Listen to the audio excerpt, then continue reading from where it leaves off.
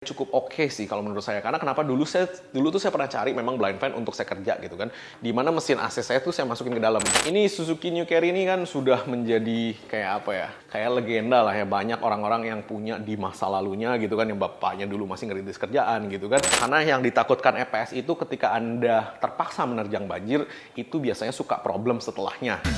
Cari bengkel mobil yang tepat, ayo ke dokter mobil aja. Jujur, cepat dan juga lengkap, ayo ke dokter mobil aja.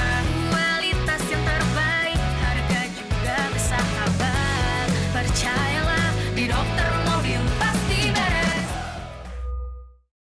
Hai Lovers, balik lagi dengan saya Lungun Dokter Mobil. Di video kali ini saya akan merekomendasi blind fan terbaik untuk berniaga. Jadi berniaga itu untuk lu orang kerja gitu kan. Nah, kandidatnya ada Grand Max, kemudian ada New Carry blind fan, kemudian ada Wuling Formo blind fan dengan DFSK Gelora blind fan. Oke. Grand Max itu kan di Indonesia sudah banyak banget, jadi ini memang salah satu go-to-nya mobil untuk Anda berniaga.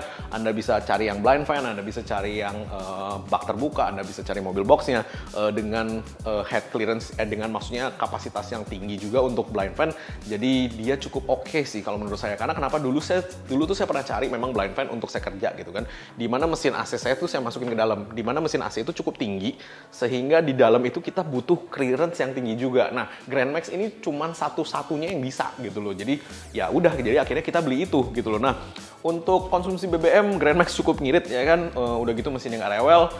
Cari yang manual kalau Anda mau ngirit. Kalau misalkan Anda nggak mau pusing karyawan Anda baru belajar manual atau enggak, Anda beli yang Matic. Tetapi kalau yang Matic ya Anda harus ngurusin si oli transmisi dan bla bla bla gitu ya. Itu sih jarang banget sih yang ada sih. Cuman biasanya keluarnya yang manual doang sih. Cuman yang manual ya no problem, yang penting super Anda mengerti caranya driving manual. Nah, AC-nya opsional, power steering juga nggak ada, makanya dia ngirit ya kan. Kalau ditambahin power steering pasti jauh lebih berat. Nah, harganya juga kisaran 155 sampai 160 juta, jadi nggak terlalu mahal lah ya.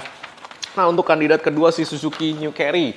Ini Suzuki New Carry ini kan sudah menjadi kayak apa ya, kayak legenda lah ya, banyak orang-orang yang punya di masa lalunya gitu kan, yang bapaknya dulu masih ngerintis kerjaan gitu kan.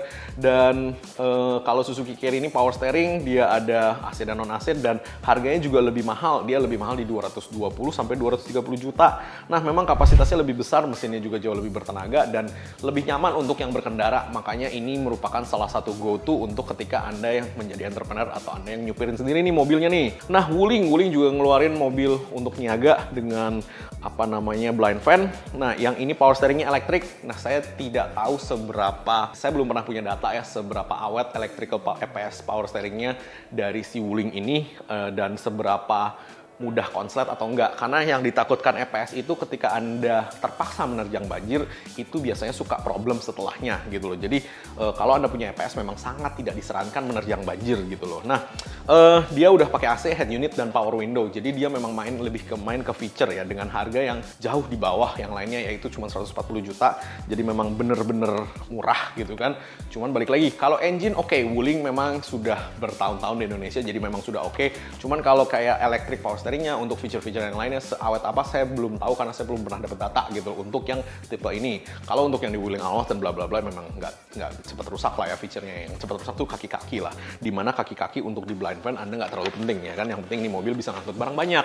Nah, kemudian DFSK Gelora blind fan juga. Nah, dia sudah ada power window, power steering, AC juga. Dia harganya lebih mahal sedikit, yaitu 170-an juta, dan feature-featurenya lebih bagus daripada si Wuling sih ternyata si DFSK ini. Nah, jujur ngomong, Wuling dan DFSK di China memang si Wuling ini lebih ke mobil niaga atau mobil kerja. DFSK itu berawal dari si Dongfeng. Kalau Anda mengerti apa itu Dongfeng itu kalau di daerah itu mesin engkol nih. Jadi mesin diesel yang engkol, yang satu silinder, yang biasa dipakai untuk macam-macam nih, untuk genset, untuk pompa air, untuk mesin kapal. Nah, mereka tuh berawalnya dari situ. Jadi dua-duanya memang pedigrinya atau memang dasarnya adalah mobil-mobil yang dipakai untuk bekerja di China, sehingga ketika mereka bikin mobil-mobil kerja begini, mereka udah tahu nih feature apa saja dan apa aja sih yang harus dipasangin di situ. Nah, tinggal ketahanannya sama ketersediaan spare part-nya.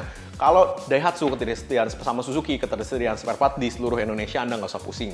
Kalau Wuling atau DFSK, ya pastikan di daerah Anda punya suppliernya ketika Anda mau beli. Jadi jangan sampai Anda beli barang yang memang murah, cuman supply parts-nya nanti akan akan susah gitu loh. Kalau bisa Anda punya channel langsung ke Jakarta, di mana di sini langsung supplier besarnya untuk spare part Wuling dan DFSK. Namun bagi saya tetap pecinta Daihatsu karena memang saya punya Daihatsu itu untuk kerja gitu kan. Jadi sampai sekarang kita masih pakai dan kita masih happy aja pakainya. Jadi saya masih pilih Daihatsu ya. Oke, silahkan komen di bawah, di kolom-kolom di bawah ini, ceritakan tentang pengalaman Anda punya mobil niaga ini. Saya kepengen denger satu-satu. Oke, thanks.